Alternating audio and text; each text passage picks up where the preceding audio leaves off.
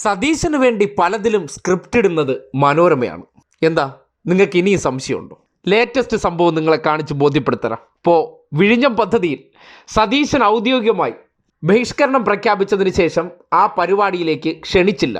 അവിടെ ഒരു പരിപാടി നടക്കുന്നുണ്ടെന്ന് അറിയിച്ചുകൊണ്ടൊരു ക്ഷണക്കത്ത് കൊടുത്തു. അവിടെ പോയി കുളം കലക്കുകയാണ് ലക്ഷ്യം. പക്ഷേ ആ വിഷയത്തെ സതീശൻ അനുകൂലമായിട്ട് മനോരമ കഴിഞ്ഞ ദിവസം രാത്രി ഒരു ചർച്ച നടത്തി.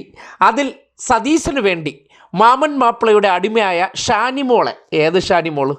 കോൺഗ്രസിലെ ഷാനിമോളല്ല, തെറ്റിപ്പോണ്ട. ഇത് മനോരമയിലെ ഷാനിമോളുടെ ചോദ്യം നിങ്ങളൊന്ന് ശ്രദ്ധിക്കണം. എന്നിട്ട് അതേ ഷാനിമോൾ ഉണ്ടാക്കിയ ആ നരേഷൻ ഇന്ന് രാവിലെ സതീശൻ അവതരിപ്പിക്കുമ്പോൾ എന്താ ചേർച്ച, എന്താ സ്വരുമിപ്പ്, എന്താ വാർത്താ കച്ചവടം, എന്താ മാസപ്പടി എഫക്റ്റ് എന്ന് നിങ്ങൾക്ക് മനസ്സിലാകും.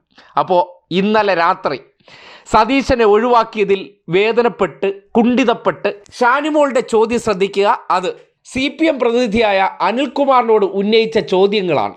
അങ്ങനെയാണെങ്കിൽ ശ്രീ അനിൽകുമാർ, ഈ സംസ്ഥാന സർക്കാരിന്റെ വാർഷികാഘോഷത്തിൽ പ്രധാനമന്ത്രി നരേന്ദ്രമോദിക്ക് എന്താണ് കാര്യം? അല്ല, സംസ്ഥാന സർക്കാരിന്റെ വാർഷികാഘോഷത്തിൽ ഒരു സംസ്ഥാന സർക്കാരിന്റെ, അതും